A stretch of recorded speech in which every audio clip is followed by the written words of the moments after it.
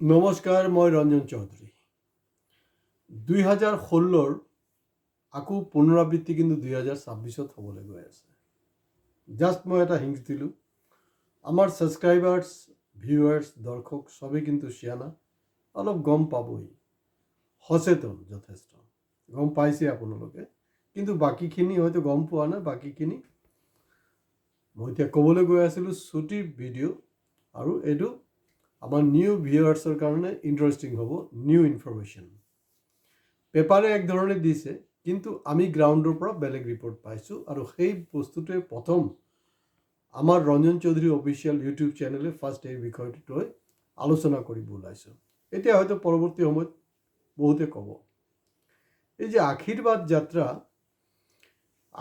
যাত্ৰালৈ কোনোবা লুৰিনে চাগে কৈছে যে অভিশাপ যে যাত্ৰা কিবা কিবি, মই সেইবিলাক ক'লৈ নাযাওঁ। চিধা কথাটো হ'ল, আপোনালোকৰ নিশ্চয় মনত আছে প্ৰাঞ্জল মৰাণ, এই কয়লা খনিত যে মৃত্যু হৈছিলে, তাৰ পৰিয়াল উৰ্বশী মৰাণ, তেখেতক যে এডিআৰ এক্সামত বহিলেই হ'ল, চাকৰি দিয়া হ'ব বুলি কৈছিলে, চাকৰি নিদিলে, ঠগিলে, সুৰেণ ফুকনো ঠগিলে, পীযুষ হাজাৰিকা ঠগিলে, খুদ মুখ্যমন্ত্ৰী ঠগিলে। এতিয়া এই তিনিচুকীয়া জিলাত যোনটো হ'ল, তেওঁলোক কি উৰ্বশী মৰাণৰ ওচৰলৈ গৈছিলে নেকি মুখ্যমন্ত্ৰী? যে না উৰ্বশী, যি হ'ল হ'ল, ভুল হৈ গ'ল, এইবাৰ আমি আকৌ কৰিম আৰু কিবা এটা, তো আশীৰ্বাদটো লাগিব। যোৱা নাই, সাহসে গোটাব পৰা নাই। আৰু ইণ্টাৰেষ্টিং হ'ল, যি তেওঁৰ আশীৰ্বাদ যাত্ৰা আছিলে তিনিচুকীয়া জিলাৰ, কিন্তু আপোনাৰ এই ডুমডুমা, মাৰ্ঘেৰিটা, ডিগবৈ, তিনিচুকীয়া, আল্টিমেটলি কি হ'ল, তিনিচুকীয়ালৈ নাহিলে। তো তেওঁলোকৰ যোনটো বক্তব্য, এই আমাৰ IT চেলৰ, তেওঁলোকৰ কথাটো হ'ল যে নাই, এইটো বহুত পলম হৈ আছিলে। পলম একো হোৱা নাই, চব জানে তেওঁলোকে। আৰু তেওঁলোকে জানে আশীৰ্বাদ যাত্ৰা যেতিয়া ওলাইছে, আশীৰ্বাদ যাত্ৰা নহয়, যদি দম আছে নহয়, ৰাহুল গান্ধীৰ নিচিনাকৈ ভাৰত জোৰো পদযাত্ৰা ওলাব লাগিছিলে। পদযাত্ৰা, হেলিকপ্টাৰ, প্লেনত আহিব, তাৰপিছত ভাওনা কৰি থাকিব। গোটেই আমাৰ ৰাজহুৱা ধন খৰচ, আমাৰ টেক্স পেয়াৰৰ টকা খৰচ হৈ আছে, বেলেগ একো নাই। কিবা টাইম মিলাব পৰা নাই, সেইটো কাৰণে নহয়।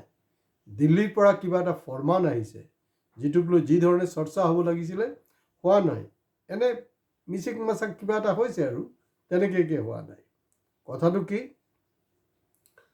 তিনিচুকীয়াত যে অহা নাই, তাৰ সম্পৰ্কে পেপাৰত যোনটো মই পাইছোঁ, তাত লিখিছে যে না, তিনিচুকীয়াত কেণ্ডিডেট লৈ যথেষ্ট বিবাদ আছে, গোষ্ঠীদ্বন্দ্ব আছে, সেইটো কাৰণে নেকি তিনিচুকীয়া হোৱা নাই। একদম মহা বকৱাছ আৰু ফাল্টু কথা, ফটুৱা কথা, চিধা কথা। এইটো হ'ব নোৱাৰে। এইটো আচল কথাটো বেলেগ। হয়, মই মানি লৈছোঁ, ভাস্কৰ শৰ্মা মাৰ্ঘেৰিটাত কোনো কম্পিটিটাৰ নাই, ডুমডুমাত কম্পিটিটাৰ নাই, কিন্তু ডিগবৈতো কম্পিটিটাৰ আছে। মই জনামতে দুজন মৰাণ জনগোষ্ঠীৰ ষ্ট্ৰং কম্পিটিটাৰ তাত আছে। আৰু আপোনালোকৰ নিশ্চয় সেই চিনটো পাহৰি যোৱা নাই। মূলেন্দ্ৰ মৰাণক সুৰেণ ফুকনে ডায়েছত নবহাই অডিয়েন্সত তাত বহাইছিলে, কিন্তু মুখ্যমন্ত্ৰী তেখেতক ডায়েছলৈ মাতি লৈছিলে। এই চিনটো নিশ্চয় আপোনালোকে পাহৰা নাই। কম্পিটিশ্যন আছে ডিগবৈত।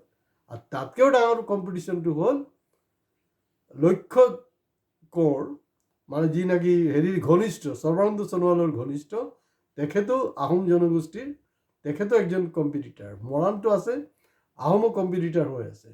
তাত যদি যাব পাৰে, আমি জানো ইয়াতো সঞ্জয় কিষাণৰ এগেইনষ্টত এণ্টি ইষ্টাব্লিছমেণ্ট আছে, নথকা নহয়, চবতে আছে। কেলে মুখ্যমন্ত্ৰী সমষ্টিত কি এণ্টি ইষ্টাব্লিছমেণ্ট নাই নেকি? তাতো এণ্টি ইষ্টাব্লিছমেণ্ট আছে, কিন্তু তাত চম্বলৰ ডকাইতৰ নিচিনা কাৰবাৰ কৰি থৈছে। এণ্টি ইষ্টাব্লিছমেণ্ট আপুনি দেখা নাপাব। এইবিলাক চব ভোট বাকচতে গম পাব। হয়, আমি এইটোও জানো তেখেত তাৰ পৰা কোনো জিকিব নোৱাৰে, কাৰণ এইটো চম্বলৰ ঘাটিত আপুনি ডকাইতৰ লগত কেনেকৈ জিকিব? সম্ভৱ নহয়। সেইকাৰণে তেওঁ ইয়াৰ আগতো আমি কৈছিলোঁ যে তেওঁ আচলতে যোৰহাট কণ্টেষ্ট কৰিব লাগে। তিনিচুকীয়াৰ কথাটো হ'ল এই যিবিলাক কথা নেৰেটিভছ দিয়া হৈছে এই কথাবিলাক ঠিক নহয়, নাম্বাৰ 1। আৰু নাম্বাৰ 2 হ'ল এই যে মই আৰম্ভণিত আপোনালোকক ক'লোঁ নহয় 2016ৰ পুনৰাবৃত্তি 2026ত হোৱাৰ পূৰা সম্ভাৱনা আছে। এয়া RSS হেডকোৱাৰ্টাৰ কওক, একদম টপ বিজেপি লিডাৰশ্বিপ কওক, তেওঁলোকৰ চ'ৰ্চৰ পৰা যি বস্তু এতিয়ালৈকে আমাৰ হাতলৈ আহিছে এয়া হ'ল 16ত কি আছিলে ডায়লগ? সৰ্বানন্দ চাৰ তৰফ আনন্দ হি আনন্দ। কোনে কৈছিলে? মোদীয়ে।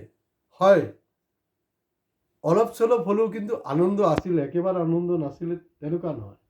কিন্তু 2021ৰ পৰা যি ইনিংছ হিমন্তই খেলি আছে সেই আনন্দক কিন্তু নিৰানন্দ কৰি দিলে। ভাতৃ সংঘাত, সাম্প্ৰদায়িক বিদ্বেষ যোনটো সৰ্বানন্দ সোণোৱালৰ সময়ত নাছিলে, যিটো কাৰণে তেওঁলোকৰ ইমান লাজ পাব লগা হ'ল।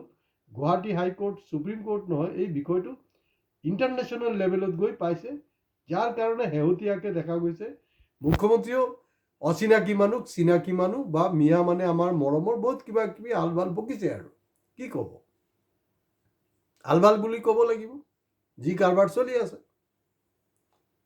এইবাৰৰ কথাটো হ'ল একদম টপ চিক্ৰেট যোনটো হৈ আছে, মানে হিমন্ত বিশ্ব RSS আৰু বিজেপিয়ে দেখিছে যে এইটো বিজেপি হৈ থকা নাই, এইটো হিমন্ত বিশ্ব এণ্ড কোম্পানী হৈ আছে।